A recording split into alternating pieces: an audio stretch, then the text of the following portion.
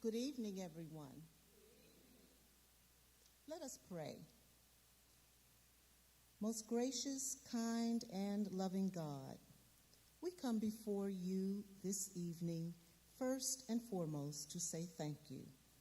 We thank you for life, for sound mind, for reasonable health, and for this circle of First Baptist of Highland Park church members, friends, and family as we assemble ourselves in person and via live stream. We thank you, Lord, for bringing us together in this space to learn with and from each other. We also thank you for our presenter, Reverend Leonard, who will share the knowledge that you have bestowed upon her. As we begin this program, dear Lord, we ask you to continue to guide us on this social justice journey. Guide us towards justice. Guide us towards equity. Guide us towards inclusion. And guide us towards righteousness. Bless those who have already shown up, those who are on their way, and those who may need just a little bit more understanding or fortitude in order to do so. We count it an honor, dear Lord, that we are serving in this social justice space, and for that we give you praise. In honor of your purpose and your plan for all of us, I say amen. Good evening again. As Vice President of the Social Justice Ministry of First Baptist Church of Highland Park, I wholeheartedly welcome each and every one of you. We anticipate that you are going to learn something new tonight. And once you learn something new, we want you to share it with someone else. I'm going to ask Sister Dietrich Bisong to come forward and introduce our speaker.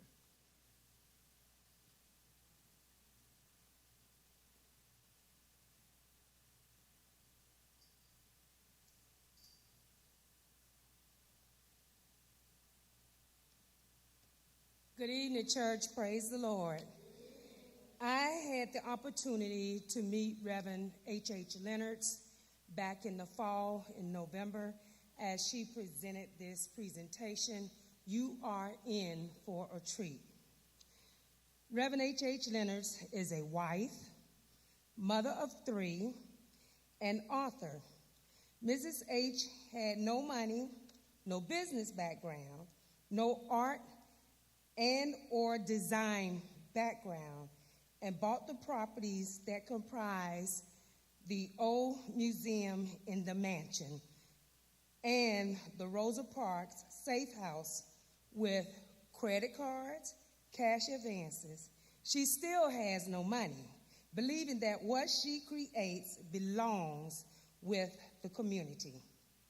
Throughout her professional career, Mrs. Leonards has focused on making it economically feasible for opportunities to leverage their philanthropic contributions for their benefit and the benefit of society.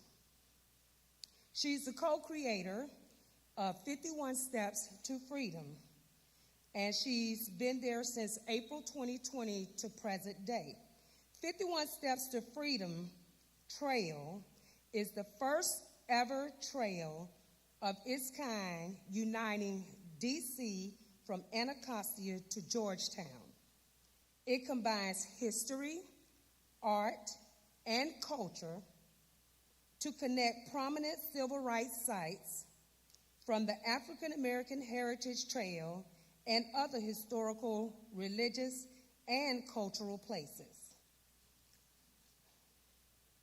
She's also the founder of the Old Street Museum Foundation. The Old Museum in the mansion is now a historic 20th century civil rights site on the African American Heritage Trail. It has been featured in books by James Patterson and Hunter Davies, only authorized biographer of the Beatles, as well as National Geographic Traveler, Smithsonian Magazine, Wall Street Journal, and more. From 1994 to 2004, the mansion was the place Mrs. Parks called my home away from home, where she stayed at no cost as part of our Heroes in Residence program. Through Mrs. Parks, lessons of love, compassion, and hope, we continue to focus on changing people's hearts about systematic racism. We create customized, multi-tiered self-empowerment programs and training globally. We provide tools for children to better themselves and for companies to add depth, context, and solutions to all levels of their organization. Reverend Leonards is also an author.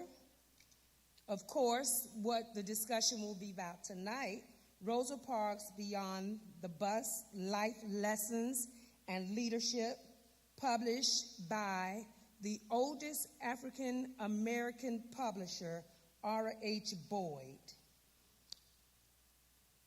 Live Heaven, Lessons, Simple Things, Love is All That Matters, Gems of Wisdom, Mrs. Rosa Parks Taught Me.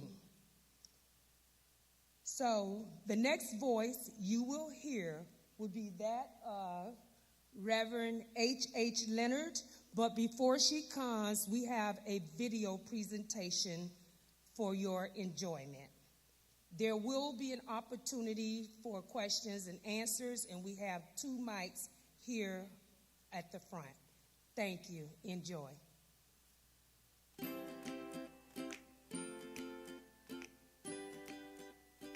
Welcome to the O Museum in the Mansion. We'll tell you all about our 10 glorious years with Mrs. Rosa Parks soon. But first, allow us to bring some context to your visit.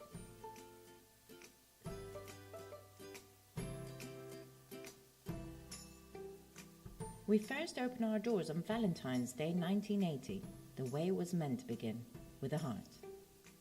Spanning 5 townhouses with over 100 themed rooms and 70 secret doors, the mansion is a fusion of all the arts, as a museum, a concert and events venue, and a boutique hotel. But its higher purpose is what makes it truly unique. When founder H.H. Leonards bought the house with cash advances, credit cards, and a lot of prayers, she had a clear vision. She wanted to create a sanctuary, a special safe house for anyone who needed it. Founded in the belief that everyone has the ability and need to be creative, the O Museum in the Mansion's overriding goal is to empower people to do what they love, to dare to be different, and to have fun. From heads of state to famous rock stars to regular folks like me and you, everyone has a place in the mansion. One of our most treasured supporters was civil rights activist Mrs. Rosa Parks. In 1955, she sparked a revolution by refusing to give up her seat on a segregated Alabama bus. The driver demanded that I give this seat up to a white man. I didn't feel that I was being treated as a human being. I refused to give up this seat. I said no, and I wouldn't give it up. From that moment, she became the mother of the civil rights movement. One evening, years later, H received a phone call from a friend saying Mrs. Parks had been attacked in her home in Detroit. And they heard about our Heroes and Artists in Residence program. Could she come and stay here when she got out of the hospital for a few days for free? She was here approximately 10 years, which is incredible. And that's how Mrs. Rosa Parks became part of our Heroes in Residence program. H wasn't the best student, so initially she had no idea who Mrs. Parks was, other than a wonderful person, of course. Over time, their bond grew stronger, and Mrs. Parks became a mentor and mother figure to H. I don't think we would have been as close if I had known. I would have been scared of her or thought she was too important. Mrs. Parks loved entertaining friends at the mansion. She held formal gospel brunches where everyone wore a hat and white gloves, and nearly every year, on her birthday, she would hold fabulous tea parties. Lady H used to own a big yellow school bus. When Mrs. Parks had important meetings in D.C., H would drive her there in the bus. Imagine this pulling up to the White House.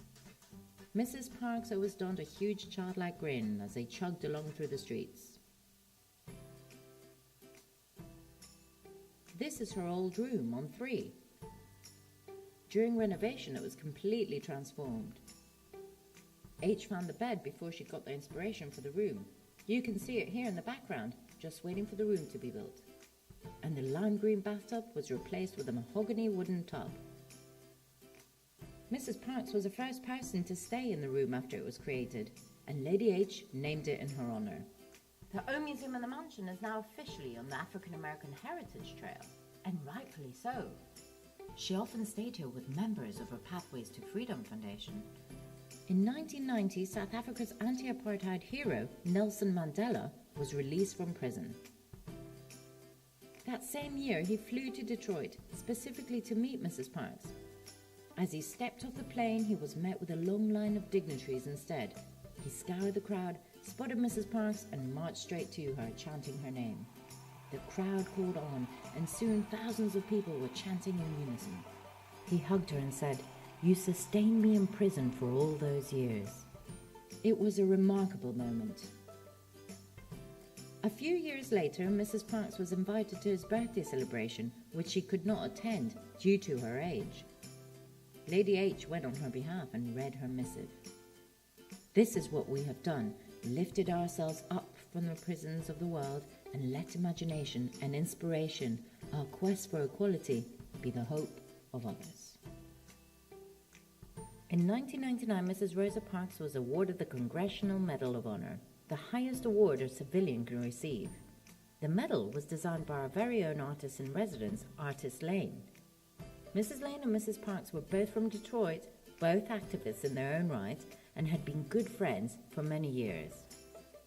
Mrs. Lane even gave us a maquette she used for the medal. You can find it on the second floor. In 1999, Mrs. Parks was invited to meet the Pope in St. Louis. She took Lady H with her. On the way to meet him, Lady H helped Mrs. Parks craft a letter to read to the Pope. This picture shows Mrs. Parks reading out that very letter. Amongst other things, it said, "The issue of racism still plagues our world. It is a cancer that has troubled me and others throughout my life. As a most respected, honored, and moral leader of this world, I ask your patience to address racism with your words and example." The next morning, Mrs. Parks and Pope John Paul II gave a joint press interview on racism in America. Later that day, Lady H asked why she had been invited to come, of all people, especially since she was white. Mrs. Parks turned to her and said, "Oh dear, I didn't know you were white." Mrs. Rosa Parks passed away on the 24th of October 2005 in her Detroit apartment. Her body laid in state at the Capitol Rotunda, the first woman to have ever been given this honor. And so, even in death, she continued to challenge boundaries.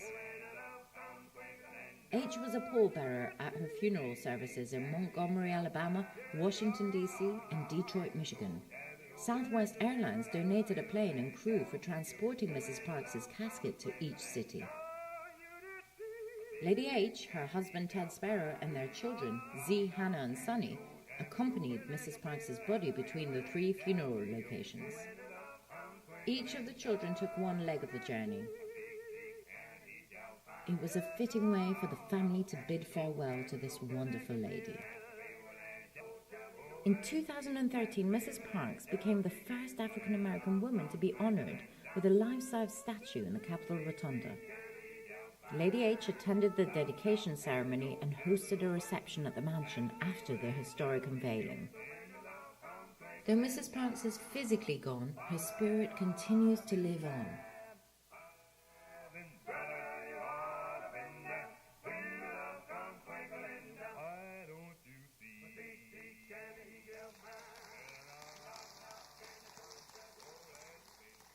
Thank you. Whoa, the lights are bright. Before I start my formal presentation, I thought the prayer was exceptional. It was really beautiful, so thank you. And I want to thank Deacon Basong for all the letters she wrote and all the love she gave me. Right back at you. And Tawana Johnson for your help guiding me through here. Thank you so much. I also want to tell you, you heard the reference as me as Lady H, and I have to tell you I'm not pretentious at all. And how that happened was Mrs. Parks was very formal. Even her best friends of 70 years, she always called Mrs. or Mr. And she couldn't figure me out because I had an initial as a name. I had a 7-year-old child when she moved in, so she couldn't call me Miss. I did not like Ms., and I wasn't a Mrs. So she didn't call me anything for about 6 months. And then one day, I heard her call me Lady H. And what was so interesting about that is I had forgotten, and because she started calling me that, I remembered when I was 4 or 5 years old, people would say, oh dear, who do you want to be when you grow up?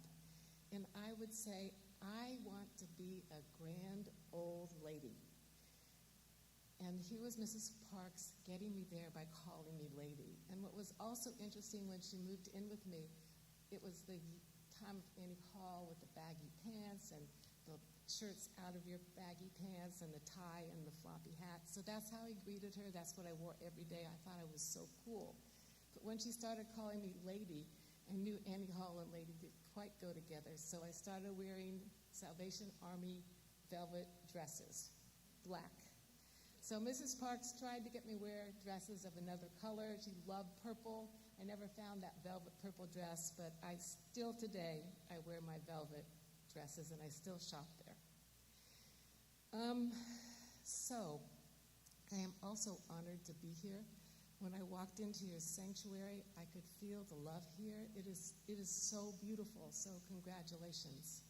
Really, what blessings you've been given.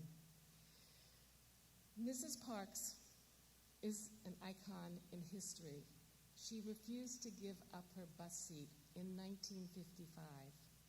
She's famous because she is the seminal point in history of the civil, human, and women's rights. She died in 2005, but her time is now because she continues to be the ultimate influencer of future generations. But few people know her beyond the bus, which is why I wrote this book. Did you know that 25 years before the bus, she traveled throughout the South, this is in the 1930s, to document stories of black rape victims, both men and women. This is at her own peril. This is southern Alabama. 11 years before the bus, she investigated the rape of Reese Taylor. She was so horrified by this that she didn't stop with just documenting the story. She decided to found the Committee for Social Equal Justice, which became the catalyst of black women's civil rights movement. This is 1944. In the 50s, she brought people of all races into the NAACP. Did you know in the 1960s, she protested against the Vietnamese War with her close friends Muhammad Ali and Harry Belafonte. She referred to Malcolm X as her personal hero. She joined the Black Panthers movement. In 1963, when Dr. King came to Washington and gave his famous speech, she helped organize it with other women.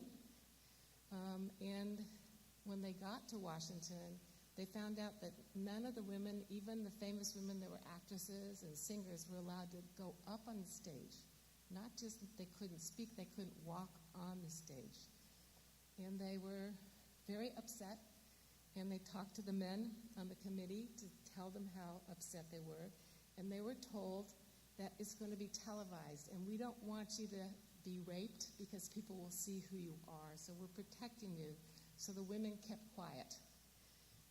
And then when President Kennedy had heard Dr. King's phenomenal speech, he asked him to come to the White House to talk about the civil rights legislation and bring 10 people to speak with him.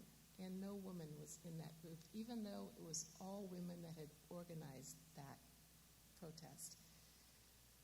So Mrs. Parks, everyone else got angry. Mrs. Parks kept her peace, kept her quiet, prayed, thought about it, and then went to the women organizers and said, you know, we should start a women's organization. And that was the genesis for NOW. And they wanted her to become the spokesperson and the first president. And to show you the humility of this woman, she said, no, I will stay behind scenes. I will help you organize. I will help you make your dreams, our dreams, real. But I don't want it associated with me as a person. It's bigger than me. And the only place you'll see credit to Mrs. Parks is in Anna Hegeman's biography where she tells the stories. It's really quite extraordinary. She also, in 1968, began lobbying for black reparations. In 1969, she went on record for showing the similarities of police harassment in Montgomery with what was happening in Detroit. Her husband was a barber. During the riots in Detroit, his barbershop was destroyed, not by blacks, but by the police. And her way of dealing with that was to quietly go to a diner, and on a paper bag, you'll be able to see it in the Library of Congress. She wrote thousands and thousands of times on brown paper bags, the struggle continues, the struggle continues, the struggle continues. She understood the future before the term futurists came about. In the 1970s, she became a vegetarian. She taught children in the inner city of Detroit organic farming. She taught recycling at her institute. I didn't know what recycling was until 2000s. Her list of groundbreaking firsts goes on and on. In 1991, she testified against Justice Thomas, not the way other people did, which were the women issues, but on his dismal civil rights record. And even though I live with her, just by writing the book, I learned about her depths of insights. Because she came to me in 1994, her last 10 years were the most dynamic years of her life, but she kept on saying to me over and over again, and I did not understand it until the past few years, the laws have changed, but if we don't change people's hearts, the laws will roll back. That's really extraordinary. My book is not a historian's account. I was the second dumbest kid in my high school class, but I did have the second biggest graduating cap. The dumbest kid was Gumby, the football center, and he had the biggest head. But my book is about her heart, it's about her soul, and the lessons of leadership that I learned when she lived with me, when I traveled with her after about 3 years when I found out who she was, and when she asked me to sit on the founding board of the Rosa Parks Museum at Montgomery, Alabama. The lessons she taught me are lessons that can change what is happening now, which I hope we will discuss in our Q&A. There are many lessons that I talk about, but the underlying foundation of what she gently taught me is about having faith in yourself, to do the hard work to change people's hearts and minds of everyone you meet, not just through your words, but by your exemplary behavior, your actions. From early childhood, she told me that she sensed what was going to happen, so she made sure that she lived an exemplary life. She said that if she didn't, her behavior could be used against her. At no point in her life did she want her past to become a detriment to her fight against racism. Mrs. Parks was assaulted throughout her life, both physically and emotionally. But she never used this as an excuse to stop living, nor did she allow anything to defeat her spirit. She used the pain of her experiences to help others. I talked about the guts she had. She was short, she was frail, she weighed less than 100 pounds, to document rape victims. She did this to survive her own experiences. In giving others a voice, she was giving herself a reason to live. She believed that there are hidden blessings in everything God gives you. That being a giving person means that you become more open, more giving to others less fortunate than you are, and that pain and fear are illusions of choice. It's simple, she would say to me. When you fall down, you get up. Mrs. Parks once told me, I can't change what's inside someone.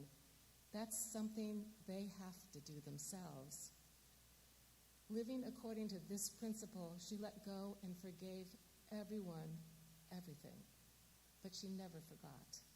She used the pain she felt throughout her life as a motivator, not as a tool to use against others.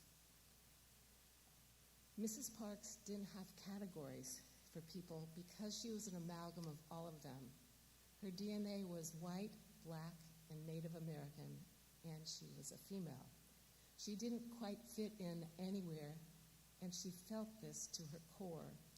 It's why she understood so deeply and fought for the rights of equality for others. And it's why she could connect with so many people. She never got angry. She never tried to get even. But she was an exacting taskmaker, ensuring all those around her never forgot what they were fighting for was about others, never your personal gain. She would never let anyone forget their mission of service. With every fiber of her essence and reality, she believed that love is all that matters. People identify with Mrs. Parks with the civil rights, women's rights, and human rights. But it was love. Love is what she fought for. She continuously said, where there's love, equality and understanding will follow. And as important, forgiveness, hope, and reconciliation. By profession, Mrs. Parks was a seamstress. Her stitching was delicate and precise. She made beautiful clothes. But in the bigger picture, she sewed pieces of everyone's lives together throughout the world and lifted them up with tenacity and hope. Especially children. Children were her focus always. She was not able to bear children, and she took that pain and became the mother of all children, which is also another incredible lesson that she taught me. She was humble, straightforward person. During her lifetime, she encountered many who persecuted her or took advantage of her and disregarded who she was for reasons only known to themselves. And yet, every day she woke up, she was determined to teach love, forgiveness, compassion, and the power of be positive at every event and private meeting she attended. She didn't care if it had 2,000 people or 20,000 people. She always said yes. She accepted these invitations because she felt it was one big way to rid the world of prejudice. If people met her, they would not fear her. And one of the most extraordinary things about her is she had these incredible creator hands. And when she reached out to shake your hand, you could feel her power, so that when people touched her, they melted into love. It was an extraordinary thing to watch. And of course, whenever she could, she told people of every age, get in it. Do you know that at the age of 87, she learned how to swim? 87. She did this to tell people you can always learn at any time, but she also did this because she was denied the privilege of swimming in a river, in a lake, in the ocean, or a pool where any white people could swim. So it was a double lesson to all of us. She was very happy. Through my glorious decade with the humble and authentic Mrs. Parks, another lesson she taught me over and over again was the wisdom of letting go of ego. Only then, she believed, can one accomplish what every person should strive to achieve, freedom and equality. A few months ago, I was speaking in Southern Virginia, and in the Q&A, one of the gentlemen in the room said, "Do you know what ego means?" So I asked him to tell me, and he said, edging God out. And I just went, oh my goodness, Mrs. Parks would love to hear that. It's such a perfect definition of the word. A little bit later, we went out on the patio because it was a morning talk, and all of a sudden this rainbow came. So she was smiling at us. And as far as I'm concerned, she's still here. Mrs. Parks continually taught what the Bible teaches, to look at everything in terms of not succumbing to that which will destroy your physical and mental health. She could never separate her spiritual, her physical, or her mental health. They were the same thing to her. A couple of examples of the lessons she taught me on survival was when her beloved husband and beloved brother passed. It was in a couple months of each other. She had, since the time she had gotten married, she had taken care of her mother, and she felt she was so distraught that she couldn't take care of her mother, and so they both checked into a nursing home. And for a year, Mrs. Parks stayed there, and it took her time to heal, but she did it privately. No one knew she was in the nursing home. It was about going inside of herself and figuring out how she was going to come out and help people.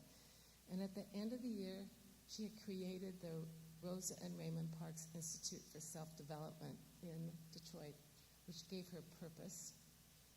And she taught deportment, she taught kids how to use computers, how to write their resumes. It was really extraordinary. And it's still going on today. When she came to live with me, she had just been severely assaulted in her home at the age of 81. If you Google it, you will see that she checked into the emergency room, and they let her out right away. She was fine, but that's not true. She was in the hospital for weeks. She was so badly assaulted that her pacemaker was dislodged. Still get upset thinking about it. But when she came to stay with me, it was under the auspices that I would tell no one that she was there. She didn't want it to be out in the press what had happened to her, because she didn't want the children of the world to fear that they could be beaten in their home like she did when she was a small child with a clan. She lived with her grandfather and grandmother, and her grandfather sat at the door every single night with a gun across his lap, protecting them. So she had everyone, here she is in the hospital in very bad shape, and she wouldn't let them admit her unless everyone in the hospital signed a non-disclosure agreement that she was never there. I spent countless of hours with Mrs. Parks, listening to her, watching her, hearing stories about her from her inner cadre of colleagues and friends who stayed with me. She was adamant that Association with people of any group that excluded others was discriminatory. Mrs. Parks did not see color, although she was not colorblind. She told me over and over again, every night, forgive everyone, everything, but as important, in the morning, forgive yourself. She understood it was important to be proud of your heritage and, yes, celebrate your color, but that no one should be judged by their color. She taught everyone who met her to approach this very deep concept with love in their heart, not fear. As I said, she was very proud of her DNA, but deeply affected by discrimination all of her life. Not just from white people, but Black people, Native Americans, and yes, women. She had to also balance the ugly truth that her DNA was a result of her ancestors having been raped. But instead of ever complaining or ever growing bitter, Mrs. Parks used the violence that produced her and happened to her and the continual discrimination against her to document rape victims from the 1930s on and to fight for human dignity of all races, creeds, and religions. Mrs. Parks believed, wrote, and spoke again and again, I believe there is only one race, the human race. She went deeper in her book. Her books are wonderful, by the way. This was Dear Mrs. Parks, writing to the children of the world, answering the questions. Every single letter that a child sent her, and there were hundreds of thousands, she wrote back to them. And today, she kept everything, and they're in the Library of Congress. So if any of you wrote to her, you can go find your letter there. But anyway, in her book, she wrote, the younger generations must learn from us that love knows no color. They must learn from us that respect knows no color. They must understand that we are all created by the same God who created all of us in his image.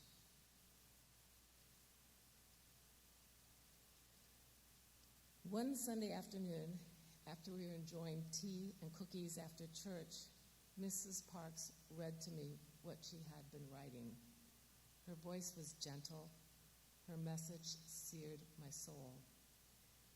The important thing to remember is that when people try to hurt us or do mean things to us, God is with us. God gives us the strength to overcome whatever is bad in life, and he gives us the ability to make it better. There are defining moments for each of us. Every one of us has defining moments. Having Mrs. Parks read that to me was one of my defining moments. I realized that she was gently teaching me that no matter what happens to you, it's supposed to occur at that particular moment to teach you, to help you let go of your ego and think only about others. You can be quiet, but in your quest, you must believe you can move mountains. Thank you.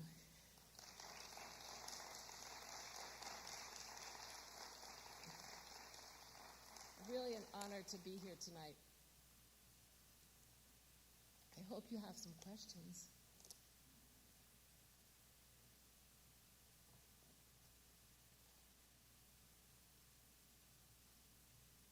Good evening. Thank you so much for your book. It is enlightening, it is heartwarming, and certainly shares a lot of information about Mrs. Parks that we wouldn't know just from the press. So one of the questions that I have, your book talks about an encounter between Mrs. Parks and the rapper Outkast. Can you talk about that encounter and her courage and tenacity regarding that experience?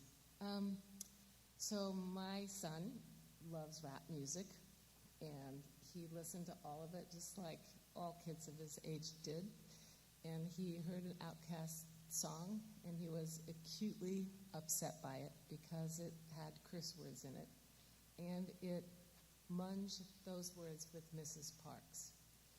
So he went to her, and I was in the room when this happened, and he told her how horrible this was, and she had to do something about it.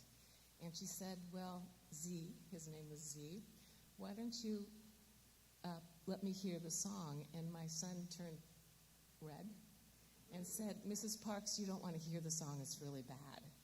And she said, well, why don't you give a copy of it to Willis Edwards? Brother Edwards was an extraordinary human being and really helped Mrs. Parks so much, which Z went to his room, ran back with a little cassette. And about a month later, Mrs. Parks listened to my little son, and they sued Outcast, saying it was inappropriate, it was not the way that you taught your children, and to use cuss words, and Mrs. Parks didn't work. And they lost in the lower courts, and Mrs. Parks would not give up, because it wasn't just about her name with these words, it was about the whole way that you teach children. And so she was talking, and somehow someone said, oh, I know Johnny Cochran. I think he'll take this case up for free, and he did. And the song was taken off the market. You can't get the words anywhere, and they paid her institute money, so she's still continuing today from that. So you just have to keep on, one thing at a time. And I think my son is a lawyer now because of that experience. He watched it happen in life, and he wanted to become, through his college and his law school, his volunteer work was because of Mrs. Parks, I think, too, was to battered women. He would go to court with them and just hold their hands and say everything was going to be okay, because as an undergraduate student and as a law student, he couldn't represent them, but he could give them love. So she affects everybody that she touches.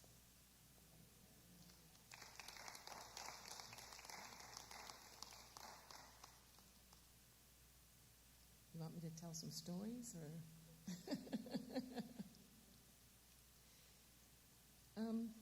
So one of the lessons I learned from Mrs. Parks was to seize the moment. And I'll use the story of when we went to see the Pope in St. Louis when he came. And it was maybe 4 days before his arrival, and I heard in passing on the news that he was coming, and I thought, boy, Mrs. Parks should really meet the Pope.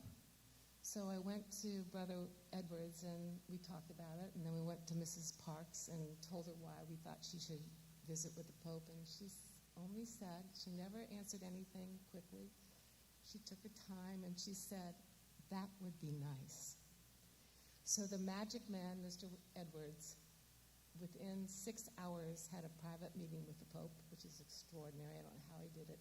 He got free airfare for us to go from Washington to St. Louis. He got us hotel rooms in St. Louis. And we arrived, and on the plane, I said to Mrs. Parks, this is just incredible. I can't believe we have an opportunity to meet the Pope. And she said, holding my hand the whole way, it's not about us. It's about using the moment that God gave us to tell our message. And I looked at her and said, right, I have 20 crosses in my pocket for him to bless so I can give to friends, but it's not that. It's about, that was my ego speaking. Mrs. Parks was going from the heart and the soul. So about 20 minutes later into the flight, still holding my hand, she asked me to write something for her that was short because she had severe arthritis and it hurt her to write. And I wrote something very quickly, and I read it to her. And in the note, I called the Pope a great man. And the only thing Mrs. Parks changed in her missive, she turned to me and said, he's not a great man. And I looked at her and went, what do you mean he's not a great man? It's the Pope. And she said, you have to understand that every human being is great. We all are. He's no better than anyone else. So I asked her what word would she use, and she spent about 5 minutes thinking about it, and then she, in her gentle voice, said, moral man. Perfect again. So when we arrived in St. Louis, they picked us up. Mrs. Parks, we made a mistake. We should have gone the night before because she was frail. She was in a wheelchair, and she didn't like to be seen in a wheelchair, but she needed it.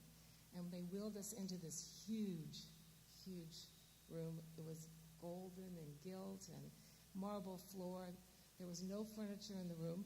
It was empty, so every noise picked up even more loudly than it should have been. And we were told to stay at the end of the room where they had put us and wait for the Pope to come in to see us. So these big, heavy gold doors opened up, and the Pope didn't walk in, but every bishop and cardinal that was there came walking single file to Mrs. Parks.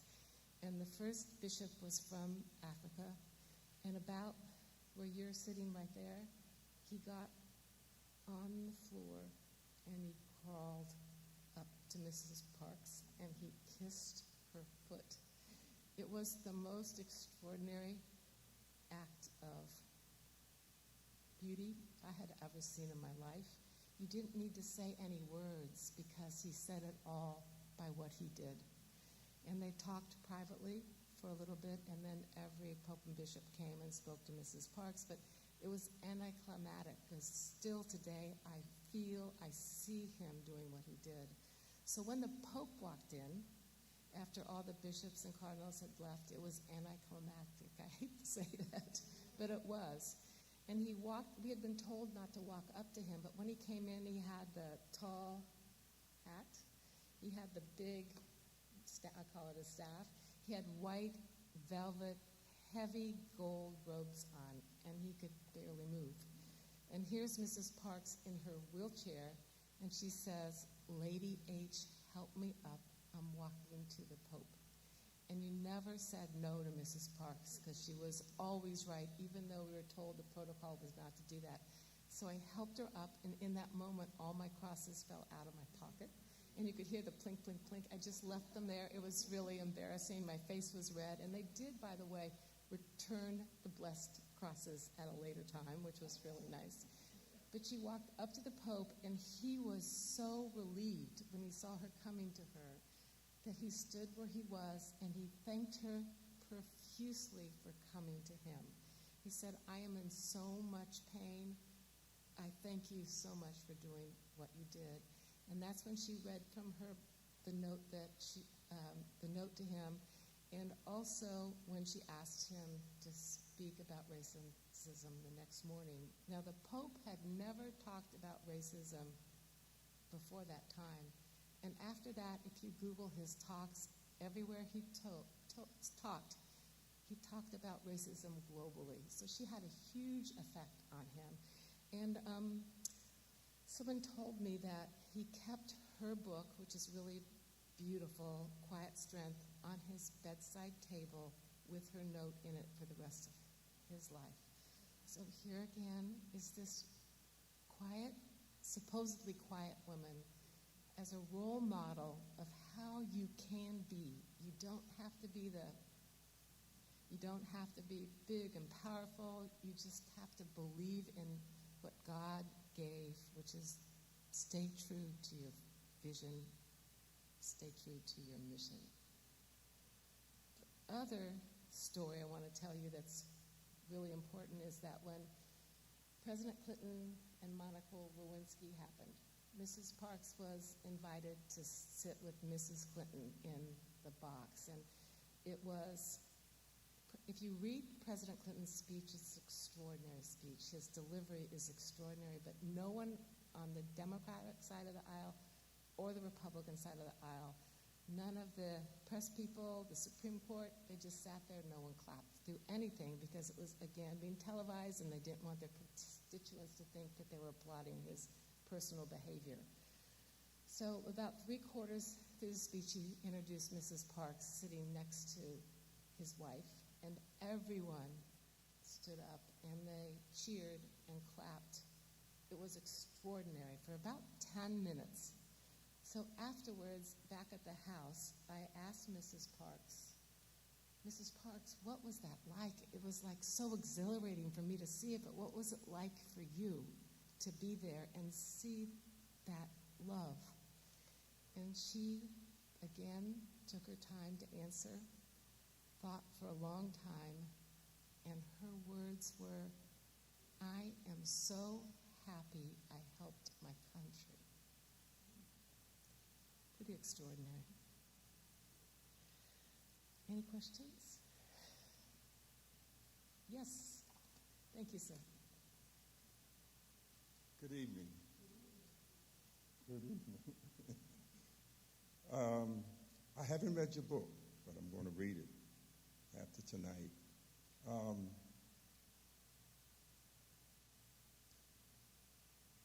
The Catholic Church was the second highest financier of the European slave trade. Mrs. Parks had to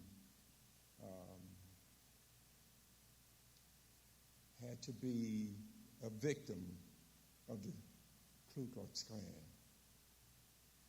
She also lived through the Civil Rights era,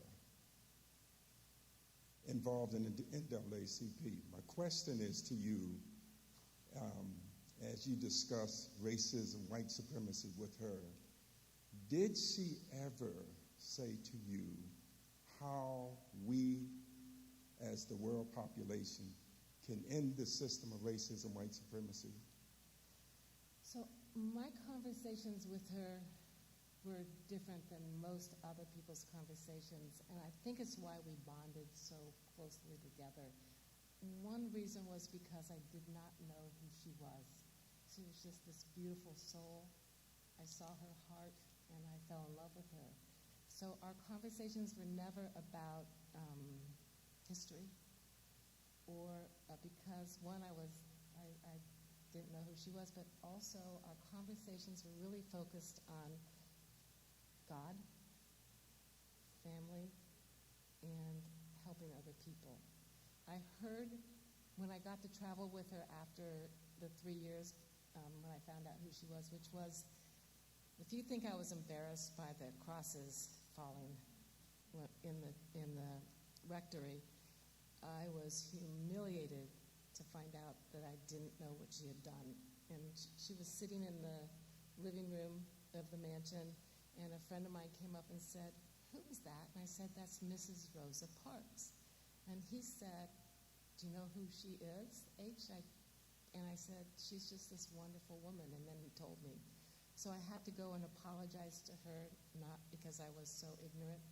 And she said she was happy that I didn't, because she knew she could trust me, because everyone else was around her for the fame of who she was. And then she said to me, "What took you so long? Now you can travel with me." And that's when I started to learn deep roots of our society that I knew nothing about. Well, can you tell us what the Pope said to her about her discussion about ending racism? I can't tell you what their private conversation was, because that was between them. But I know that it had I was standing there, but it was such a deep impact on him that he started talking about it, and he was the first Pope that started to talk about it. So one person can make a difference. And sometimes you don't know how you've affected other people. If you have, until you look back or you write or you see little children talking to you, and what you're saying today has an effect on everyone in this room. So the more we talk about what you just said, the more open people are, and the more they open their heart, and that's really, really what's important. And I think that what's happened in the last 6 years with the former head of our country, who shall go unnamed, is the good thing about him is if If you ask somebody 10 years ago if they thought the United States was racist, they'd say absolutely not. He showed us that 32% of our country is. And Mrs. Parks kept on telling me, we have to talk to those people, we have to change their hearts. If we don't meet them, it will continue, the laws will roll back. So I have spent a lot of time talking before white supremacist groups, and obviously I haven't been always received well, but there's been one person in the room when I've had those conversations that have come up sobbing and changed their life. And with what's happening with education today, and especially in Florida, I am spending July and August talking to people in Florida about Mrs. Parks. Great. You might be visiting me in jail, and I can't speak before an education group because the state has a mandate now. If you talk anything about race, you will not get any state funding. So it's a really hard thing to do, to get people to say the words yes. Well, two points. Barbara Unwine, who's an attorney, is involved in the civil rights movement, has organized a 15-city protest in Florida coming, I think, this weekend or next week. Juneteenth weekend, this weekend, in protest of the laws of CRT, et cetera, et cetera. But my last point is but probably in the last 20 years, the Catholic Church did apologize to the African American community about their involvement in the European slave trade. My question is, do you think Rosa Parks has something to do with their position? Thank you. I think she would say no because she was so humble. Mm-hmm. But if the Pope had her book on his bedside table, I think you never know how people influence others. We're working on a project called 51 Steps to Freedom that is going to hopefully change the face of Washington, D.C. in the history and have people focus on equality and freedom and tell the stories of hidden figures. But what you don't know, maybe you do, but Georgetown University, which is a Catholic university, the person that is given credit for bringing it into the modern age was named Father Healy. And he was the first black Jesuit priest in the United States. And he said how ironic it was that he's born in slavery and he takes Georgetown to the next level. But just before he got there, they sold 237 of their slaves to Catholic plantations in New Orleans, in America. But that he viewed it as a positive thing that happened, just to show hope and that you can move up and change other people's lives. But what's also interesting is Georgetown University doesn't tell anybody that it was a black man that changed their university. So we are telling that story and many more. Great. Point of history. I found out about 3 or 4 weeks ago that my ancestors were a part of the Georgetown enslavement sale. Wow. Yes. Thank you. If you have any pictures, we'd love to put them in our presentation with 51 Steps. That would be terrific. Wow. Thank you, sir. Anyone else? Anyone have a story about their family? Oh, sorry. It's so big. Hello. I just wanted to make a statement. I was intrigued by your story with Rosa Parks because it brought full circle an experience that I had probably in the year 2000, whatever. You said that you all were at the Rosa Parks Library for her dedication of the library. And I was actually there when she was rolled in, and Dr. Martin Luther King's son and his mother. And so I'm standing next to all of them, and I got pictures with them. The only person I couldn't get a picture with was with Rosa Parks because they wouldn't allow us, saying something about her sight. Her what? With her sight, Yes. there was something. and I'm not sure what it was, but I really, wanted that. But now I have the closest thing that was standing next to her right in front of me, and I'm like, wow, I just feel like it just came full circle for me. I don't know if you all have pictures of that experience that you were able to take with her at that time. We have very few pictures, so you're not alone. Okay. She had a problem with her eyes, and she always felt so badly that she couldn't take pictures. If she was alive today, she could have, because you don't need the flash. Mm-hmm. But she would get vertigo and spin out with the camera. So I have she lived with me for 10 years. I probably have 4 pictures of her because of that. Thank you. But I do have an Eartha Kitt's story, because she stayed with me for 2 weeks. Sorry. And a lesson I learned from Eartha was I am very shy.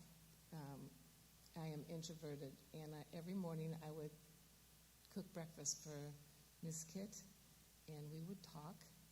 And the last day she was with me, I got the courage up to ask if she would take a picture with me.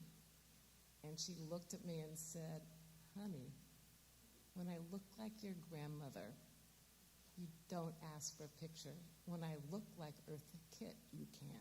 So I also don't have a picture of Eartha and me. But I always remember that, too. I have a question right here. Yes. It seems as if what you're saying is that Rosa Parks was big on love. And I'm sorry. Love. Oh, yes. Love. And it seems as if love is that antidote that's going to kill racism. I mean, this is a analogy that I'm getting. And but did she ever say, love being pretty much the foundation of Christianity? Did she ever say anything about why we have white churches and black churches?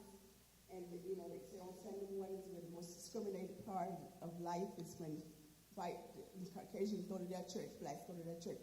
But love is supposed to is the antidote to everything. It's God. God is love. So some kind of support, a service in honor of Rosa Parks in pushing love in the Christian community. Well, if we were to be brought together under the umbrella of Rosa Parks, Jesus Christ, of course, but, she pushed love and said this is the antidote to systemic racism. So did she say anything about black and white churches not really blending? Well, you have today, of all days, here's a woman speaking about another woman in the Southern Baptist Church says no women pastors. So we're in 2023, but yes, we had long conversations about it. And what was interesting about Mrs. Parks, she was a deaconess in the AME church. She was very religious. She went to church every Sunday. When she couldn't go to church, a pastor would come to her. It was just so important to her. But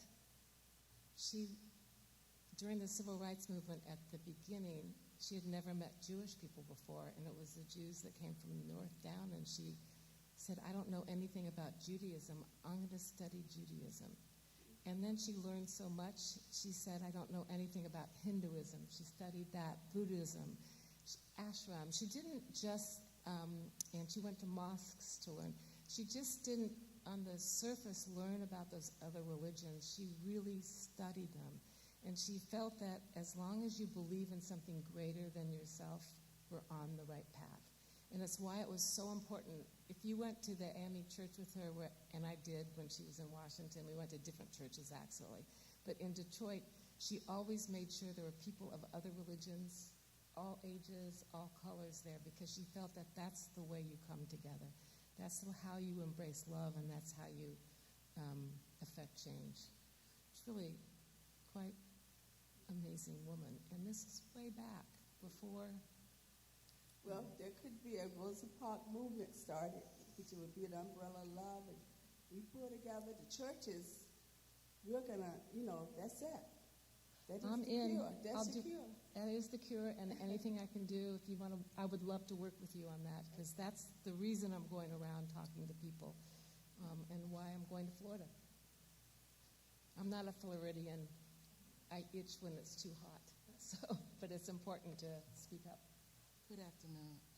I'm so honored to be here. It's the second time I've heard you speak, and I get so much more information each time. So I'm going to follow you. I have a question. Rosa Parks obviously loved children, and we know history tells us she sat down on that bus. Can you give us a little background on you all traveling with the school bus?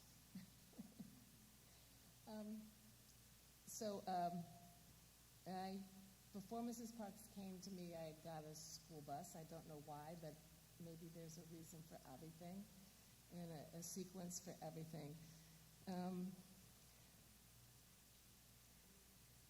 She loved riding that school bus, by the way, and what was great about it is I could go to the airport and pick her up at the airport, because school buses could park for free. We never got any tickets. We could go to church in the school bus, and it's on a Sunday, and we could just leave it right out front, whether there was a parking space or not. But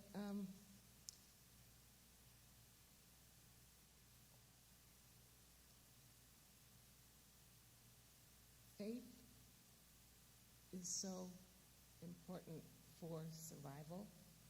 And when I walked into the sanctuary here, I could feel the love of everyone, as if everything was filled up and people were in standing room only, because this place has such a special feeling to it. You see that. You guys are extraordinary, what you've been able to create and be, and I would love to do anything with you that I can. We are working on making a holiday for Mrs. Parks nationally. The problem is some states have it on her birthday, and other states have it in the first day of, it's December 1st for the bus. So you have to start all over, and we're not even sure which date is the better one, December 1st or February 4th, but there's no woman that has a national holiday. And we should, and why that would be so important is, you talk about holidays. Here is a holiday about love and grace and kindness and humility and giving back to the community. So I just throw that out for you guys to think about. I'm always hopeful. Hello. Hello, everyone. God bless you all. I just wanted to know if Rosa Parks ever thought that we would have a black African-American president, first ever Barack Obama. Did she ever thought that we would have a black African-American president of America, United States of America? I never had that conversation, so I hate to put words in her mouth, but she would have been here. She would have been like, oh my goodness, it was really extraordinary. Yes. Really extraordinary. Mm-hmm. And the other thing was that I was going to ask about the, I did hear that earlier today about the Southern Baptist Conference. They are banning all females as pastors in the churches. So, yeah. Jesus is weeping. Yes, Jesus is definitely weeping for everything. Everything that's going on in the world. But we definitely it's getting closer and closer to the end of the world. So, Mrs. Parks would say, look at the positive.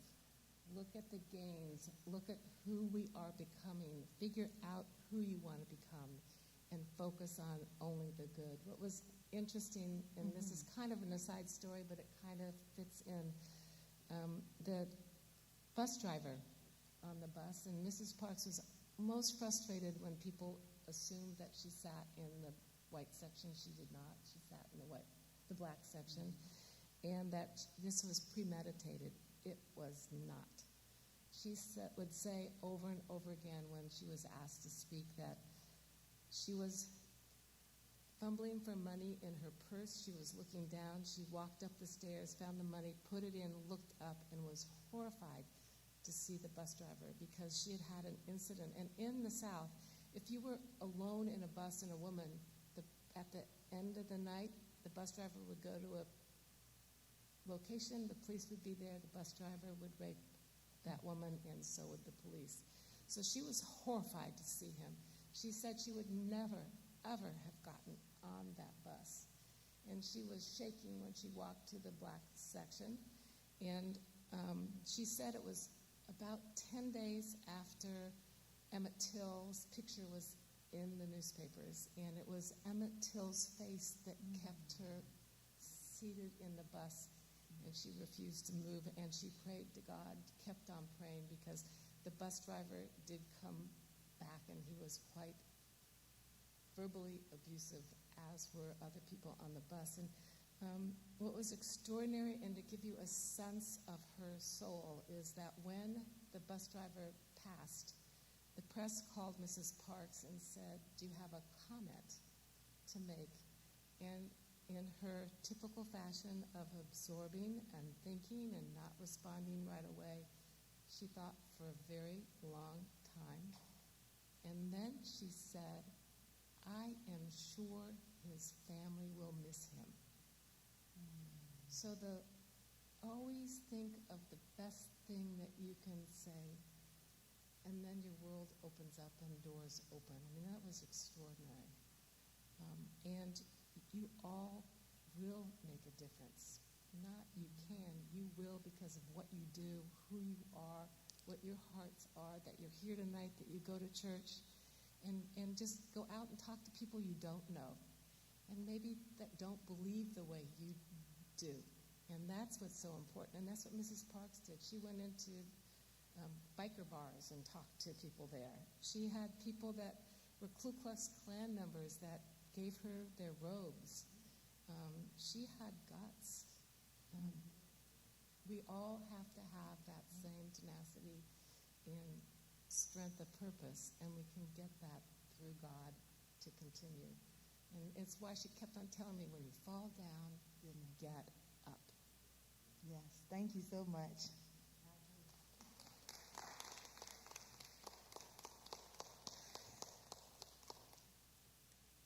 Good evening, everyone. Good evening. Thank you so much for coming. I wanted to ask, did Rosa Parks ever meet Colette, the young teenager, the first lady that was actually arrested for refusing to give up her seat? And she was actually jailed and got a record, and just recently that record has been expunged. Right. So Mrs. Parks' record wasn't expunged until she passed, which is interesting. They did meet, and Mrs. Parks acknowledged that she was the first. She never said she wasn't. But the NAACP had gotten together and said, after Mrs. Parks' act of defiance, it was not before, they got together and said that she was an exemplary person. There was nothing anyone could use, the press or white supremacists, the Klan, could say anything about her. And that if they used Claudette, they would say she's 15, 16 years old, she's an unwed mother. Right. And so they didn't feel that that would work, but they always acknowledged what she had done and appreciated it. And it's nice today that she is getting, or did get, the recognition that she did. Thank you. Thank you for coming. Thank you. And I'm glad you spoke her name. It's important.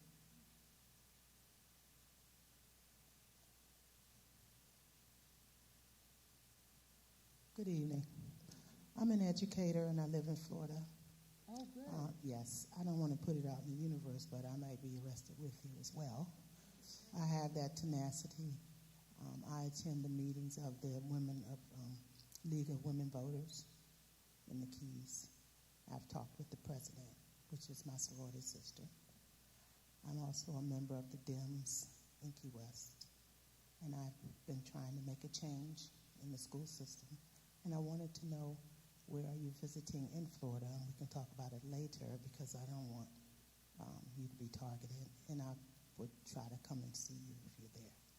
I would love to come and see you. Right now we have plans in Saratoga, Miami, in Tampa, and I chose to go in July and August where the tourists aren't there, because I want to talk to the people that live in Florida all the time that are really affected by what's happening.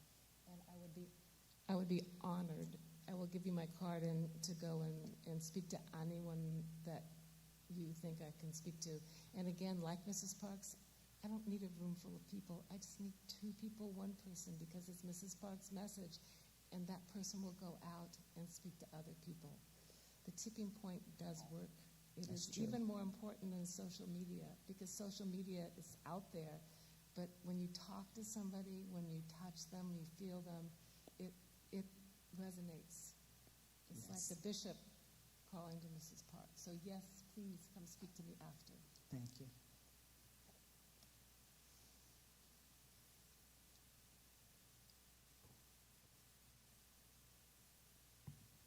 If there are no other questions, please let's give Reverend Leonards a resounding round of applause for her presentation as well as her book.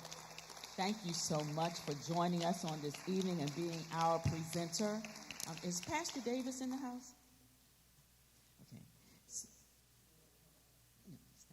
So on behalf of the First Baptist Church of Highland Park, we thank you so much for joining us tonight, whether in the sanctuary or online via streaming. We are grateful for your participation.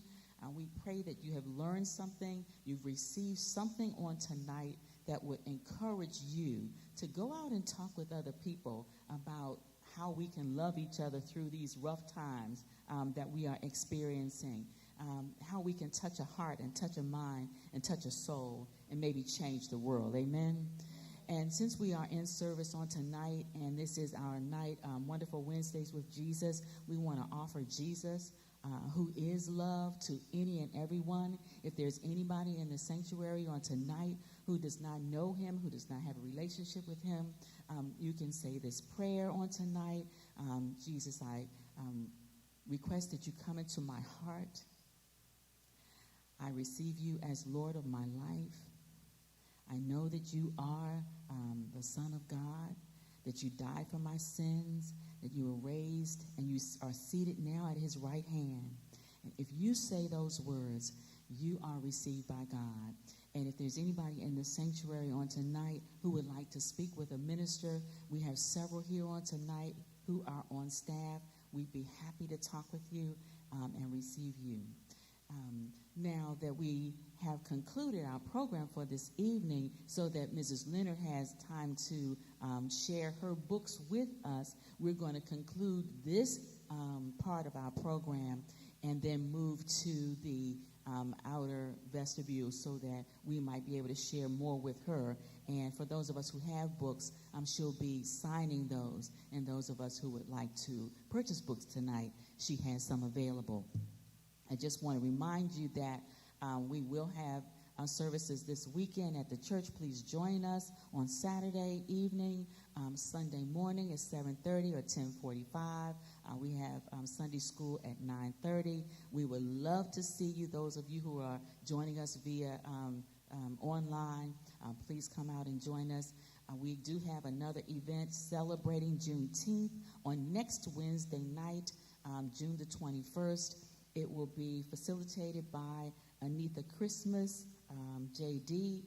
Her topic will be the Constitutional Christian. You don't want to miss it. Thank you so much for joining us, and good night.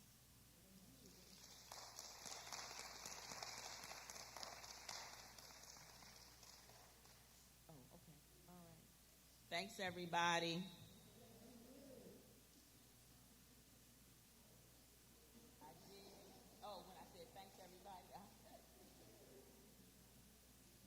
The driver demanded that I give this seat up for a white man. I didn't feel that I was being treated as a human being. I refused to give up this seat. I said no, and I wouldn't give it up.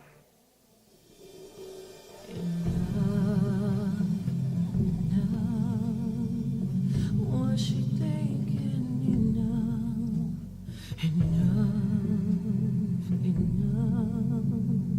Was she thinking no more?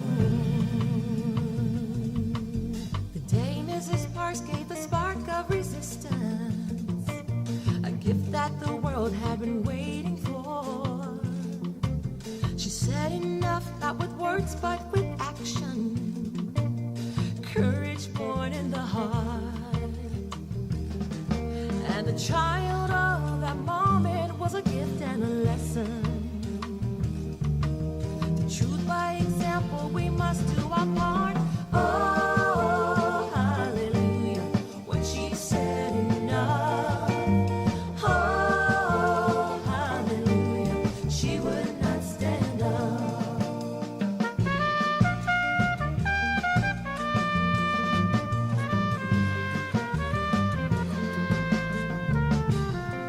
She come face to face with a portrait of hate. Injustice issue leather venom in his soul. When enough is enough, a warrior emerges. Hope is a hunger that hate can't control. Oh, hallelujah, when she said enough. Oh, hallelujah, she would not stand up. The angels of change must have smiled in that moment when Mrs. Parks ignored the command. Would not stand for the insult, would not be defeated. When Mrs. Rosa Parks sat in silence, sat in silence, and the world felt the heat. Holy fires were fed.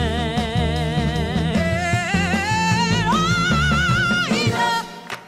Hallelujah! Enough! Hallelujah!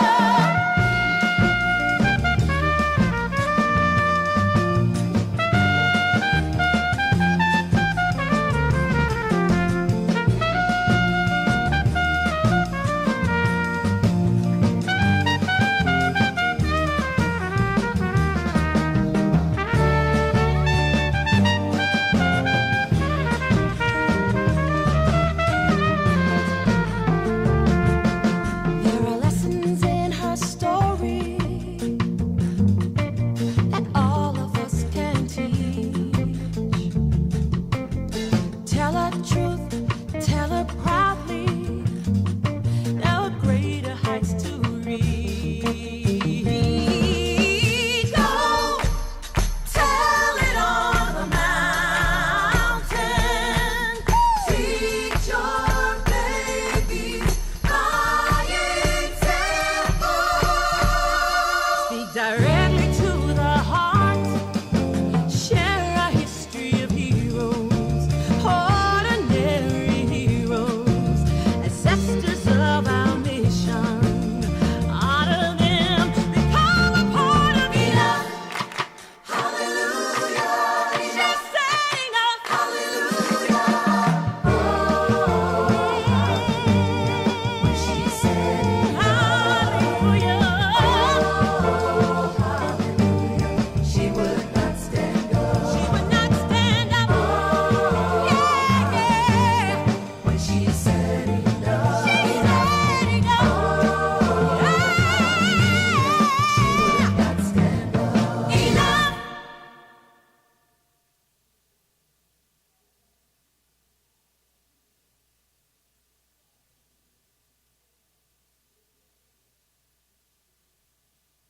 The driver demanded that I give this seat up for a white man. I didn't feel that I was being treated as a human being. I refused to. Dedicate this song here to the mother of the civil rights, to the human rights movement, to my queen, Gaynell, to my sister, my mother, and strong women everywhere.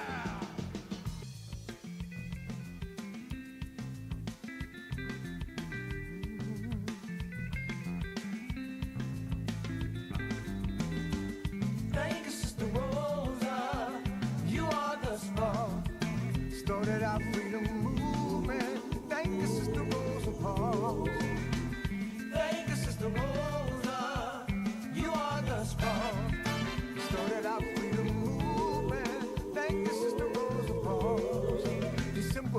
1955, our freedom movement came alive. And because of Sister Rosa, you know, nobody rides on the back of the bus no more. Sister Rosa was tired that day, tired of being mistreated, tired of obeying unjust laws, so she refused to be reseated. The bus driver said, "Gal, you got to get up. A white man wants to sit there." She said, "No, that violates my rights. I've already paid my fare." Well, thank you, Sister Rosa. You are the spark. It started our freedom movement. Thank you, Sister Rosa Parks. Well, thank you, Sister Rosa. You are the spark. It started our freedom movement. Thank you, Sister Rosa Parks.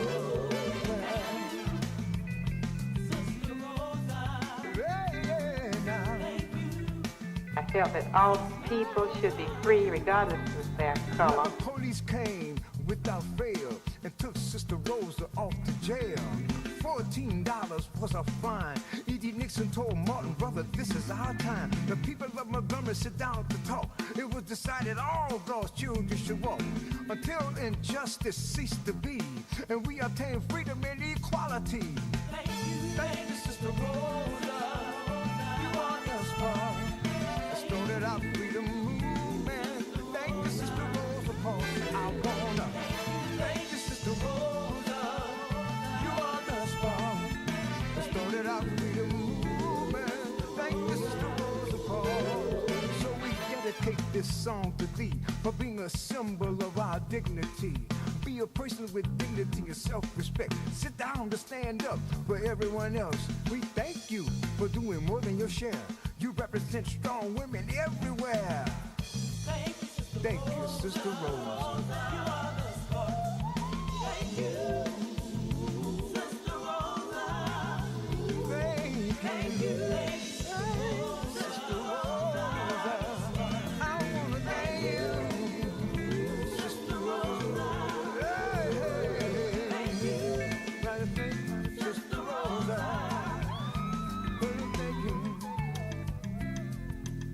I didn't feel that I was being treated as a human being. I refused to give up this seat. I said no, and I wouldn't give it up. Thank you, Mrs. Parks, for teaching us how to hold hands together as one.